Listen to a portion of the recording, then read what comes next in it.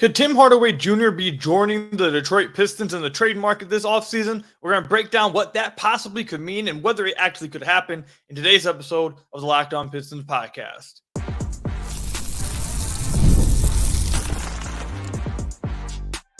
You are Locked On Pistons, your daily Detroit Pistons podcast, part of the Locked On Podcast Network, your team every day. What's the deal? Welcome back to another episode of the Locked On Pistons podcast. Per usual, I am your host, Kook Cahill. You can find me over on Twitter at Kook Cahill. I want to thank you guys for making Locked On Pistons your first listen of every single day. We are free and available on all your podcast platforms. If you haven't already, head to the YouTube channel at Locked On Pistons. Hit that subscribe button or leave us a 5-star review on whatever podcast platform you're listening to this on. There's another great way to support the podcast. And today's episode is brought to you by FanDuel. Make every moment more. As playoffs wind down, the sport stop sporting like we want them to. But this summer, FanDuel is hooking up all customers with a boost or a bonus daily. That's right. There's something for everyone every single day all summer long. Visit FanDuel.com/lockedon to get started today. Today's episode is going to have a lot of fun stuff in it. Obviously, we're going to start off talking about Tim Hardaway Jr. and this new rumor from Marc Stein about him potentially joining the Pistons in the trade market. I want to talk about Tobias Harris and whether he'd be a good move, because Tobias Harris is becoming another hot topic amongst the Pistons fan base and amongst the Pistons community again, because a recent report said that the Pistons are going to be huge players for him, which, I mean, I feel like everyone should have already known this based off what we heard during the season. But we'll talk about that. And also, to wrap up the podcast, really looking forward to this one. I'm going to give my final prediction on what I think is going to happen tomorrow night in the draft. I'm recording this on the 25th. I'm going to give my final prediction, what I think the Pistons will do tomorrow night. So stay tuned for that. And before we get into Tim Hardaway Jr., I do want to say tomorrow's episode for the draft is going to be a late episode because I'm going to be at the presser after the Pistons, whatever they do, or whatever they end up doing tomorrow, the presser afterwards with Trajan Langdon. So I have to get home and then I have to record and get it posted. So I just want to give you guys a heads up that it will be a later episode, but an episode will be coming out, obviously, to break down the draft as soon as I get home.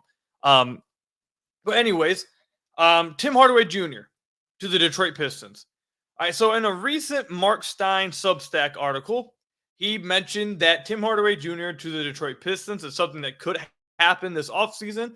And with that trade, he mentioned that Quinn Grimes is a potential player that would be going back to Dallas. Do I believe this would be a good move for the Detroit Pistons? Well, look, I know I have this. I already know what people are going to say to me. I know I have a list. I'm going to pull it up. I know I have a list right here. You guys see it. Good players that Pistons fans are too good for. And you guys see all the names we have. You guys know about that list, the joking but also serious list that I have right here. So I know as soon as I answer this, people are going to be like, well, cool, go ahead and put him on the list. Well, listen. Would I like Tim Hardaway Jr. on this team? I mean, sure. Like, if he was just for free, sure. But definitely not for Quinn Grimes. And, like, in order to get Tim Hardaway Jr., if I'm giving up Quinn Grimes for Tim Hardaway Jr., I want to get a first-round pick in return. And Tim Hardaway Jr. better be coming back with assets. And to me, second-round picks are not assets. The way teams are just buying second-round picks whenever they want them, I don't consider them to be some crazy asset. Unless it's like a 31st, 32nd pick that you're trading for on draft night because a guy that you like has fallen to that in the early second round. Outside of that, I'm not really looking at second-round picks as assets. So if Tim Hardaway Jr. is coming with a legit asset, then sure. I get it. He can play somewhat, he can still play somewhat, and you're getting an asset with it. We talked about how much asset management seems like it is to Trajan so far through his presser. I understand it. But if you're giving up anything of value to the Dallas Mavericks for Tim Hardaway Jr. and you are not getting an asset back, I am not going to be very happy about it. I'm not going to be too crazy about it. So let's just break it all down. Tim Hardaway Jr. is on an expiring contract, so it's not like it's a long-term salary cap hell move, and it's not like you can't flip him at the deadline as an expiring contract. That could happen. Yes. So I do want to bring that up. I want to be fair. That could happen. However, Tim Hardaway Jr. is 32 years old. Tim Hardaway Jr. just had a not so great season, I would say. Shot 40% from the field, shot 35% from deep. That was down from 38% this past year. And he's getting much older. 54.2 true shooting percentage this past year was not incredibly efficient, not a good defender. And I'm not going to bring up the fact that Dallas stopped playing him in the finals and in the conference finals because the Pistons, like, they're not a playoff team. So I don't care if the guy can't play in the NBA finals. The Pistons can't even make it to the first round. So like that's never been like something I'm too concerned about. Like, it's not, I don't care about that at all. My concern is Tim Hardaway Jr., I think, is on the decline. Whereas, for example, a guy like Tobias, I don't think Tobias is on the decline. I think Tobias is still a good player. I think he's still at that same level that he's been the last 2 years. I still think you're going to get that same production from him. Whereas a Tim Hardaway Jr., obviously we'll talk about Tobias later. Tim Hardaway Jr., I think it's on the decline right now.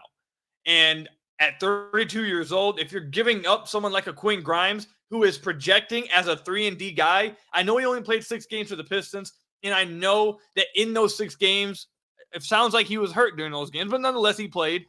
Wasn't that great offensively. I do just want people to go back to what he looked like in New York his first 2 years in the league. He shot 38% from deep, 46% his last year from the floor.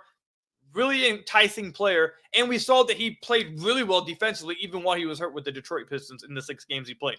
Defensively, he looked good. And in the one game that he was hitting his shots against New York in that fourth quarter, you had people instantly saying, oh my God, does he fit better next to Cade? Is like that guy is that the type of guy you need next to Cade? Because how impactful a 3-and-D player could be. And he was also attacking closeouts. Like that one game, now he only played 6, so it's all a small sample size. But in that one game against New York, where he was finally hitting his outside shot, it was like, oh my God, okay, we see the type of player, why they went and got him and how he can help.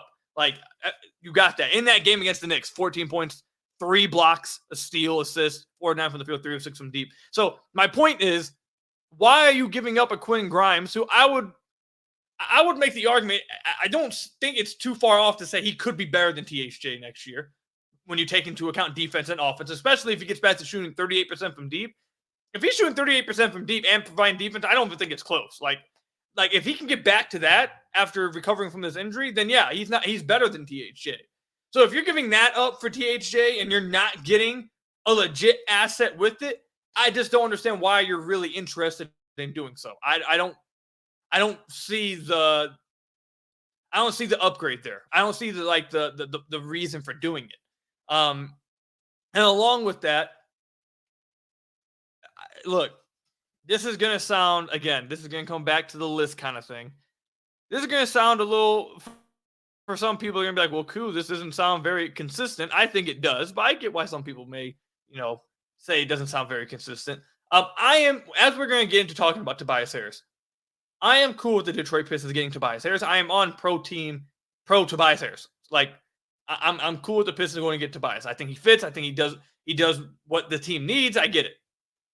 However, if the Pistons offseason was like something of just Tobias Harris, Tobias Harris and Tim Hardaway Jr. with like another smaller move, like I tweeted this out just like an hour ago. Is that just basically like name brand Bojan and Burks? Like, Tobias is probably a little better version of Bojan, I think. I think he's a better version of Bojan. And then Burks and THJ are like, I think around the same level. So, like, are you just getting like bigger name of the version guys you guys just had last year? Like, that would be a bit concerning. That doesn't mean I don't want them to get Tobias. If they get Tobias and they also get other players, like, I'm cool with it. I'm cool with getting Tobias. And if they got THJ, I wouldn't be like furious. I wouldn't be on here spazzing or anything. I just unless you're getting a legit asset with them, I don't get what the purpose is there. I think you have a better option, Quinn Grimes, currently on the roster. I just think he was hurt and wasn't able to play. Also, if you did trade Quinn Grimes for Tim Hardaway Jr., let's say like a 2nd-round pick or 2 second-round picks, you essentially then have traded like Bojan, Burks, and they sent a 2nd-round pick with them, right? I'm kind of forgetting right now. Either way, Bojan and Burks for Tim Hardaway Jr. in 2 seconds. Like, is that something like that? Basically, would have been like the Bojan and Burks were traded for Quentin Grimes, and now you flipping Quentin Grimes for THJ in a few seconds. Like, that would be.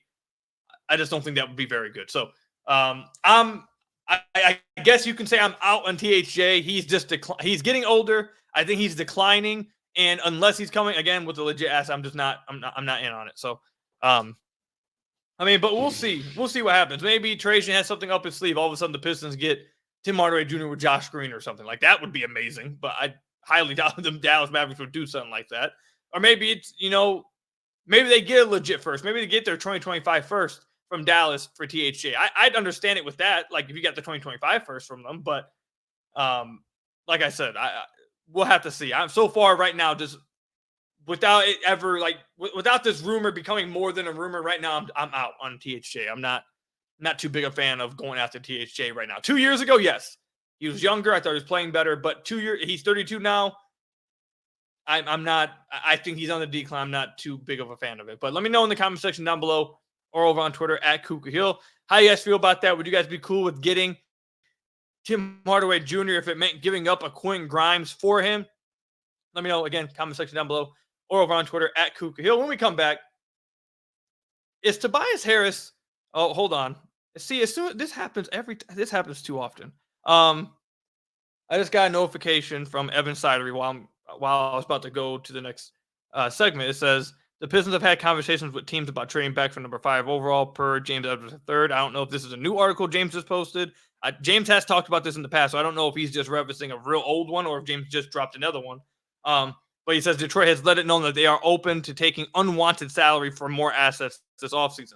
All right, so, this will get to – this kind of leads itself to what I'm going to talk about in the final segment of the podcast when I give my final prediction what's going to happen tomorrow. So stay tuned for that. But it doesn't look like that notification was something crazy. I just want to make sure I read that notification in case something happened during the podcast. But anyways, it's Tobias Harris – a good move. Is Tobias Harris, would he be a good signing for the Detroit Pistons this offseason? I love sports. I grew up playing sports. I still play sports today. I obviously cover the Pistons. I love sports. I love them so much. I never want them to stop. But as the playoffs have winded down and we get fewer games and the sports aren't sportsing like I want them to, but FanDuel lets me keep the sports going whenever I want. All I have to do is open the app and dream up any bets anytime when I'm in the mood. And this summer, FanDuel is hooking up all customers with a boost or a bonus daily. That's right. There's something for everyone every day all summer long. So head over to FanDuel.com/lockedon and start making the most out of your summer. That's what FanDuel, the official sports betting partner of Major League Baseball. Again, that's FanDuel.com/lockedon and start making the most out of your summer with FanDuel. So I want to thank you guys again for making Locked On Pistons your first listen of every single day. We are free and available on all your podcast platforms. If you haven't already, hit that subscribe button to the YouTube channel or leave us a 5-star review on whatever podcast platform you're listening to this on. That's another great way to support the podcast. All right, so I'm going to frustrate some people with this this segment. I'm going to have a lot of people on my side. I'm going to have some people happy. I'm going to have some people pretty upset. But I want to see where a lot of you guys land on. Tobias Harris. I don't need to talk about the recent rumor because this has been something that's been talked about literally since probably like last December. That the Pistons were going to go after Tobias Harris this offseason. And it's been said on Twitter by some people, and I've kind of said it on the podcast numerous times before, but I'll come out and say it again. Tobias Harris, I believe, wants to come back to Detroit. He wants to play in Detroit for family reasons, and because I've heard he still comes back to Detroit in the offseason. He wants to come back and play here. This is a player that would be happy to be playing in Detroit with the Pistons. So let's just get that out the way. That's part of the reason why he is linked to the Pistons, but also, and because he's a free agent, but also Tobias Harris is a good basketball player. And this is where we're going to start making people mad. I'm going to make some people mad with this, but I really don't care because I'm going to bring facts and statistics to disprove what I believe has become just NBA, Twitter, and national media trolling and and jokes becoming a reality of a player's basketball evaluation, a basketball player's analysis. I know Tobias Harris was the punching bag for Sixers fans when in the playoffs. I know Tobias Harris had a bad series this past year in the playoffs, a bad first-round series this past year. I understand that. I understand he's been the butt of a lot of jokes. I know people were making jokes about him. What was the cookie that, was it a crumble cookie, whatever they were calling them? You'd sell them for a bag of crumble cookies. Like, I get all the jokes. But now I see that these jokes have now become like the reality, apparently, to some people of what Tobias Harris actually is as a player. Because the jokes do not match who he is actually as a player. I didn't know it was this bad until like I started seeing a lot of people talk about it today. I want people to understand this. Actually, before we, you know what, let's pause on that. I don't want to get into Tobias Harris, the player, just yet. I want to say this. If the Pistons were signing Tobias Harris to a long-term contract, that is bad. Okay, let me make this clear. If they are signing him to a long-term contract, that is bad. If they are signing him to a short-term contract, that is fine. If they are signing him to a 2-year deal that has him soaking up cap space because they couldn't get anyone else, they have to get above the luxury or the cap floor, I'm sorry, at some way. So if they just say, you know what, we'll give Tobias a 2-year deal, 1+1, and we'll give him $25 million this year and $25 million next year, have it be like a team option or whatever, or a player option where you can just trade it. And either way, just a short-term 2-year contract, that is completely fine. I hope that you would be able to give him for around $20 million, maybe even less than that. That would be great. But if you went up to 25 for a 2-year deal, I'm not sweating it. That's not too big of a deal. It's not handicapping you long-term, and you can still flip it, especially if you keep a team option on the back end. Like, that stuff is, again, I want to make it clear, a long-term deal, no. Longer than 2 years, if it's more, like if you give him a 3-year deal, like $18 million a year, like I don't think that's bad either. But if you're giving him a longer than 2-year deal, I don't want it to be more than $20 million. If you're giving him a 2-year deal, I'm not against overpaying him for those 2 years so he can soak up your cap space and get you to the cap floor, and you can have that large salary to then move in a potential trade to match salaries in that trade, because you need salaries to match if you want to move on from one of the young guys, or if you want to move off of a pick. Like, let's say at the deadline next year, this is all hypothetical. I'm just giving you a reason why I wouldn't care about paying him $25 million for a 2-year contract. Like, let's say it's a 2-year deal, 1+1. It's a player option in the back end. Let's say at this deadline, Trajan decides, okay, I want to trade Jay Knight. I want to trade Jalen Durham. One of those guys. Okay, let's just say that. And there's a player out there that you can trade, that a team's willing to give you this player for him, but this guy is making $27 million a year, $26 million a year, somewhere around there. Okay. You attach Jane Ivey with, or Jalen Durham, whoever, with the Tobias Harris, so you can match that salary because you need a larger contract to match the salary. And again, like I said, that amount of money on your books for 2 years is not putting you in salary cap hell. So now that we got that out the way, now I want to talk about Tobias Harris, the player, because Tobias Harris, the player, I don't, people who are saying Tobias Harris is not a good basketball player are factually and just simply wrong. They're just wrong. I don't care what jokes you have. I don't care how much you want to read into his last playoff series in Philly. I don't care how much you want to read into the narratives about, oh, Tobias sold them every time in the playoffs, and you just want to stick to that instead of the actual evidence that we have. I don't care about that. If you're not going to actually argue with the evidence, I don't really care. But here's the evidence for Tobias Harris. This past year for Tobias Harris at 31 years old, which, by the way, again, I don't think he's on the decline at all. This past year at 31 years old, he played 70 games. He shot 49% from the field, 35% from deep on 3.7 attempts. He averaged 17.2 points a game, 6.5 rebounds, 3.1 assists. He shot 53% on all 2-pointers, and he had a 57.6 true shooting percentage. That was him this past year.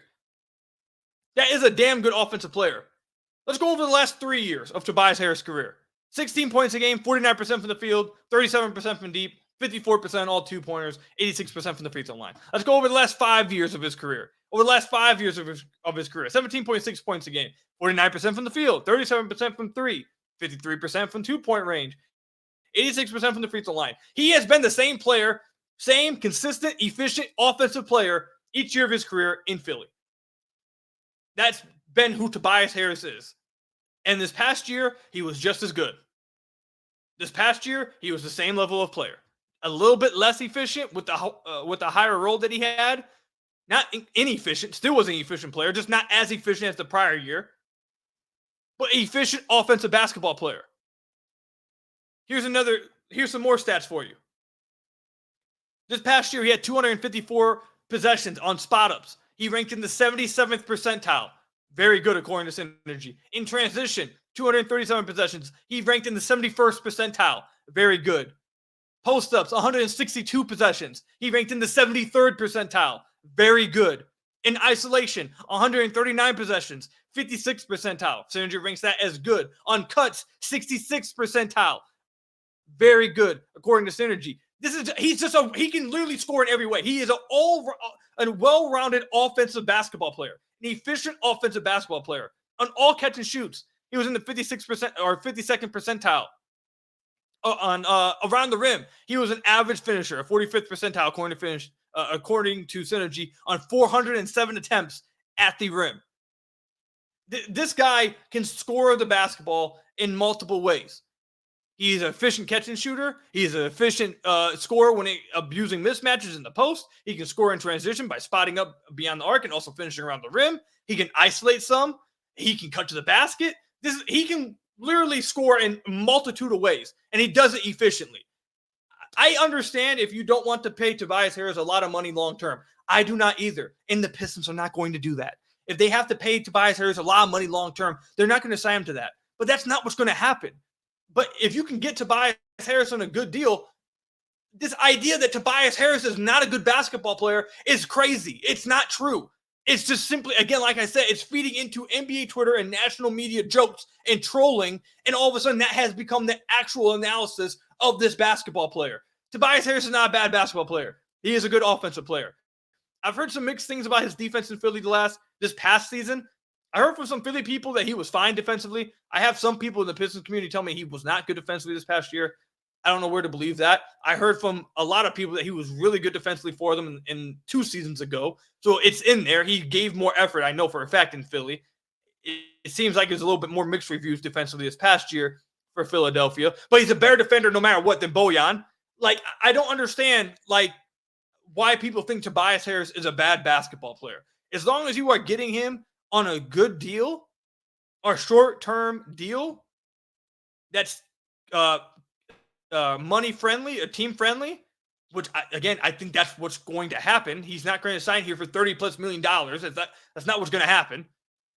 If they can sign him to that, everyone should be happy. He is quite literally exactly what Cade needs next to him at the 3 or the 4. A big, strong guy, long arms, can space the floor, can score offensively, can take some of the load off of Cade offensively, and gives effort defensively, and has shown the ability to defend.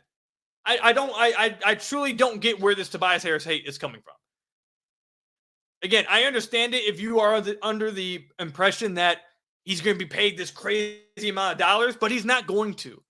And if he does, then I'll criticize it. But I promise you, I really do not see that happening. And also, I do want to say this. He had a bad playoff series this past year with Philly, so now everyone says that he's bad in the playoffs. I do want to just make this clear for everybody. That's not true again. Again, that just falls into the lazy narrative people have with jokes.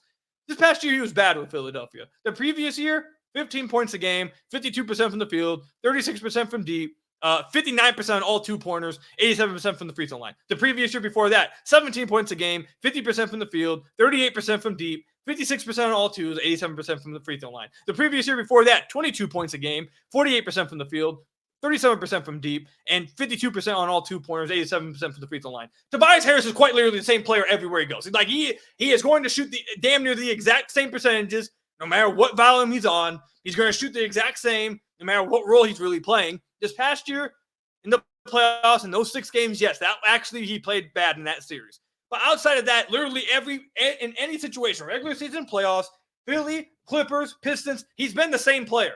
And what that player is a consistent offensive, well-rounded scorer who can help you offensively, will try defensively, and space. And it's just a good basketball player.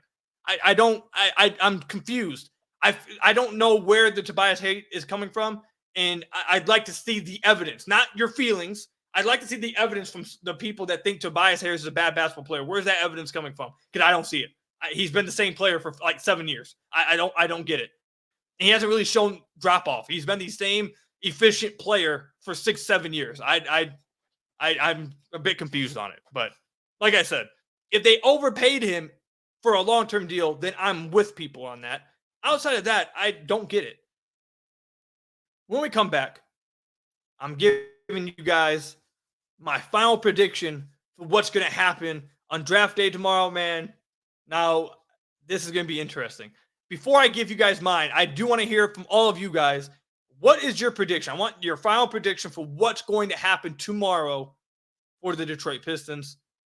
But when we come back, I'm going to give you guys my final prediction. And man, I think it's going to be,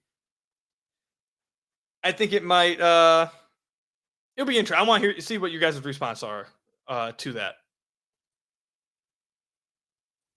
So I want to thank you guys again for making Locked On Pistons your first listen of every single day. Free and available on all your podcast platforms. Hit that subscribe button to the YouTube channel if you have not already, or leave us a 5-star review on whatever podcast platform you're listening to this on. There's another great way to support the podcast. And now here we are. I'm recording this a day before the draft. Again, I do want to let you guys know that I will be at the presser for the draft. So I will not have a draft episode until later on in the night. So be ready to listen to it the following morning, or if you want to stay up a little later and listen to it then, there you go. Just wanted to give you guys that heads up. All right, so like I said, I want to hear from you guys first. Tweet me or comment down below what your guys' prediction, what happens tomorrow. Here's my final prediction. I think the Pistons, there is a lot of talk about the Pistons trading back or whether they stay at the 5 pick or the 5th pick. My prediction is the Detroit Pistons will be moving back from the 5th overall pick. And I even have a trade drafted up here for you guys I'm going to bring up here. I think that I know for a fact they're going to trade back? No, I'm not saying that. But if I had to guess, I think it's likely that they trade back. Trajan has made way too big of a deal, and it's been reported way too much that they want assets. They want future assets. And like I said in the last episode, the quickest way to doing that right now, especially in a draft like this, that is so like, not that it's weak, but simply the fact that everyone between like 4 and 19 are like viewed by a lot of people in like the same tierish. So especially in a draft like this, move back and acquire additional assets in the future for doing it. And maybe you can still get a guy you like where you move back to. So I do think they stay in the first round. I don't think they want to lose their pick in the first round. I think they just want to gain another pick in the future. I think they have some players that they like mid first round too.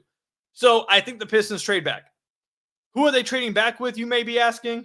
What does the trade look like? Well, let me bring it up on the YouTube. So if you guys are watching on YouTube, you guys see the trade I have mocked up here. I'm going to explain it for you guys listening on the podcast. This is a deal that James Edwards has drafted up in one of his The Athletic articles. I don't know if this would actually get it done with Portland, but if it does, that would be great, I think. I think me personally, I think the Pistons might need to include something else with it. Nothing crazy, but I do think the Pistons might need to include something else with it. I'm not sure, though. We'll see. But the trade I have drafted up is the Pistons giving Portland Trailblazers the 5th overall pick, and they move back to pick 14, the last pick in the lottery. They move back to 14. And wait, actually, yeah. Wait, no. Yeah, 14 is the last pick in the lottery. The 14th pick, along with former Piston Jeremy Grant, coming back to Detroit. I think that deal would be really good for the Pistons. It sounds like the Trailblazers want to move up to 5, especially potentially if Klingon is there. We'll see. But if this is something the Pistons can do, I think they'll do it. And this is my final prediction for it. Now, again, the package may look slightly different, but my final prediction is going to be that the Pistons trade back with the Portland Trailblazers for Jeremy Grant in the 14th pick. And to make it even more fun for you guys, I have predicted who I think they would pick at the 14th pick. And it is Tijan Salon. Now, I want to say this for you guys too, because there were some people that really, incorrectly so, that really grilled me for not getting Trajan's first name correctly a few weeks ago on the podcast and told me to go listen. You should be listening to stuff to try to make sure you pronounce the guy's name right. And that was true. So I went back. I went and made sure I listened to this prospect's highlight videos so I could hear how people pronounce his name. So if people try tell me I'm pronouncing his name wrong here, I don't want to hear it. That's how they pronounced it on the broadcast. So Tijan Salon, he is from Cholet Basket. He is 19 years old, 6'10", 217 pounds. I've had a few Locked On Network. Richard Stamen, I've talked with him. He sent me his draft notes on Salon. And I've also talked with friends of the podcast, Hal, who, I kid you not, he sent me his draft notes for this prospect, and it was like 3 pages long. It's crazy long. But basically, to sum him up in like a quick 30 seconds, because I'm not trying to make it a prospect episode. This is just who I think they would pick if they move back to 14. This is my prediction. Just to give you guys a brief description that I've read from reading both their draft notes and their evaluation of them.